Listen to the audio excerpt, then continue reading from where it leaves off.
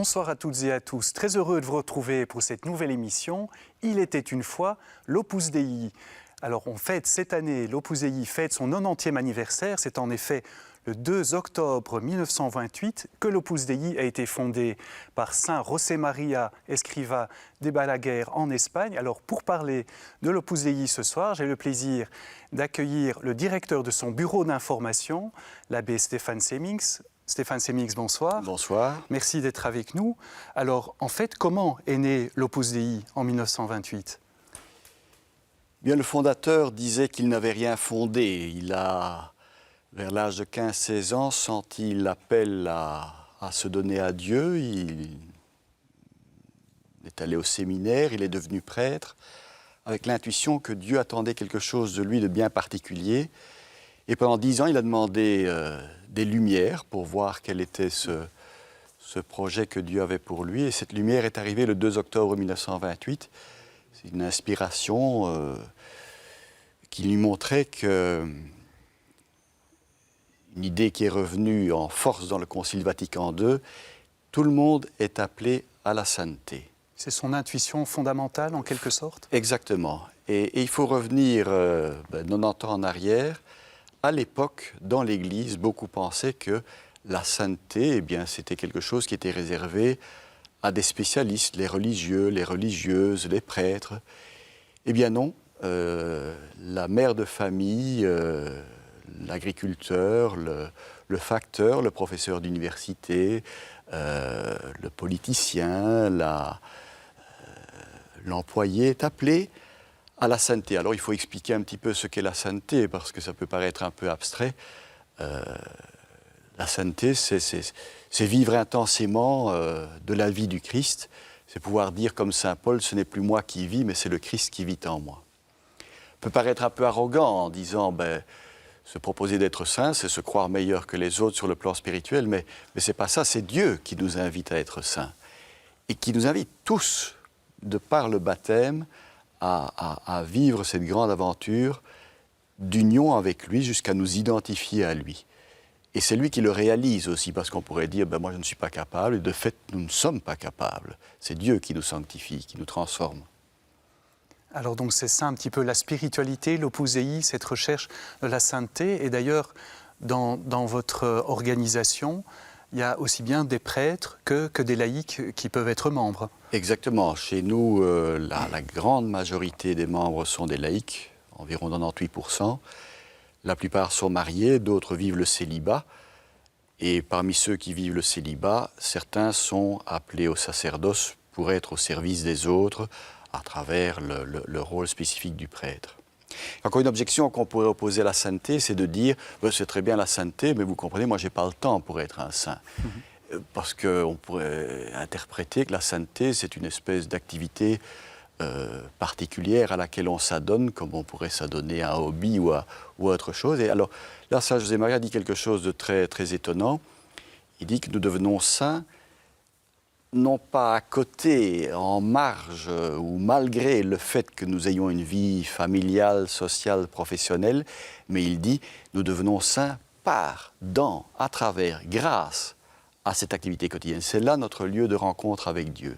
C'est là que nous pouvons vivre une grande aventure d'amour de Dieu dans la vie quotidienne. Alors depuis 1982, l'Opus Dei est une prélature personnelle.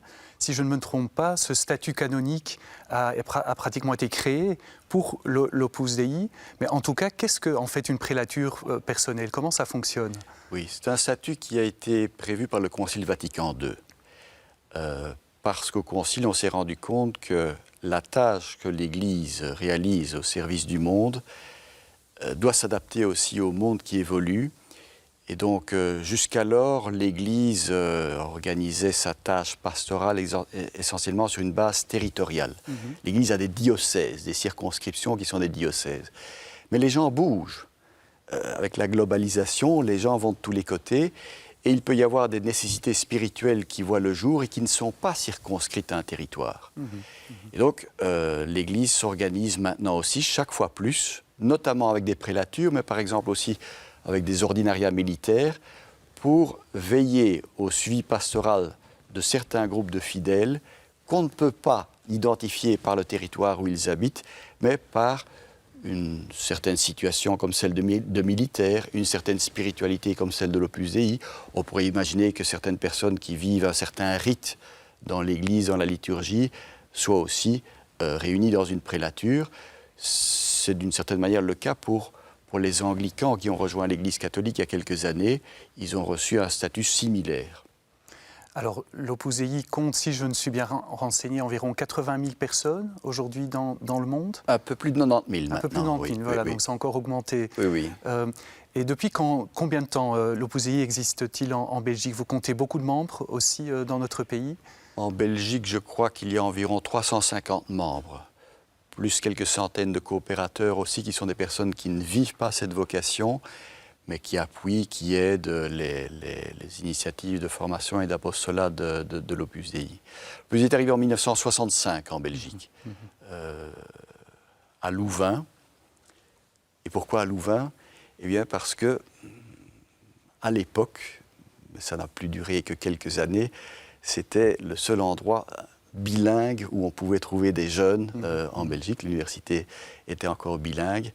Et Saint José Maria avait ce souci, parce qu'il avait compris la Belgique, de ne pas venir d'abord pour les flamands, d'abord pour les francophones. Il est venu pour les deux. Et même le premier projet était une résidence d'étudiants qui était bilingue, où il y avait des flamands et des francophones, et on veillait à ce qu'ils s'entendent bien. Alors, vous parlez de votre apostolat. Quelles sont les activités que vous proposez à vos membres ou éventuellement aux autres chrétiens qui voudraient y participer? Bien, l'essentiel de ce que l'Opus Dei fait, parce que parfois on se demande, mais qu'est-ce qu'ils font? Qu'est-ce qu'ils fabriquent? Nous, c'est formation, formation, formation. Pensons qu'un des grands besoins qu'il y a dans l'Église aujourd'hui, c'est celui d'approfondir la connaissance de la foi.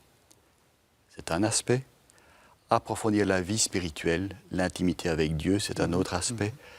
Approfondir la formation humaine, parce que notre modèle, c'est le Christ. Ce n'est pas un modèle désincarné, c'est un modèle humain aussi. La formation professionnelle est importante aussi, évidemment, ça on la reçoit dans les écoles et les instituts d'enseignement supérieur. Mais il s'agit de sanctifier ce travail, c'est-à-dire de le transformer en occasion d'aimer Dieu et son prochain. Et puis, finalement, il y a encore un dernier aspect de la formation qui est la formation comme témoin du Christ. Faire de l'apostolat, témoigner du Christ. Alors dans l'Opus Dei, on vit ça d'une façon assez naturelle. Ça ressemble un peu à ce que faisaient les premiers chrétiens. Les gens de l'Opus Dei sont disséminés dans la société parce qu'ils ont toute une série de situations sociales, familiales très diverses. Mais là où ils sont, à travers cette charité qu'ils essayent de vivre, cette amitié avec leurs collègues, avec leurs voisins, avec leurs amis, eh bien, ils essayent d'augmenter la température spirituelle, de faire connaître le Christ à travers leur exemple, à travers leur amitié. Alors une dernière question, parce que nous arrivons déjà au terme de cette émission. Vous dites effectivement, parfois on se demande que fait l'Opus Dei, on parle parfois d'un certain secret qui est cultivé. Comment réagissez-vous rapidement par rapport à cela? Je crois que ça peut venir, cette idée de ce que l'Opus Dei est très jeune dans l'Église, on vient de commencer. Et puis peut-être qu'elle vient aussi du fait que 98% des membres sont des laïcs, c'est-à-dire des personnes courantes, ordinaires, qui ne se distinguent absolument en rien des autres. Et alors on pourrait penser, elles se cachent, mais non. Elles n'ont pas besoin de porter un vêtement spécial, un signe distinctif, parce que le laïc est un laïc. Il est courant, il est ordinaire, il a une certaine discrétion. Ce qu'il rayonne, il ne le fait pas à travers un uniforme, un vêtement en particulier, mais à travers sa vie et son exemple. Eh bien, Stéphane Semix, merci beaucoup de nous avoir parlé de l'Opus Dei à l'occasion du 90e anniversaire, on le rappelle, de cette organisation. Chers amis, merci à vous d'avoir été avec nous ce soir encore. Si vous voulez revoir cette émission, c'est sur Ovio ou sur le site catobel.be. À très bientôt et bonne nuit à toutes et à tous.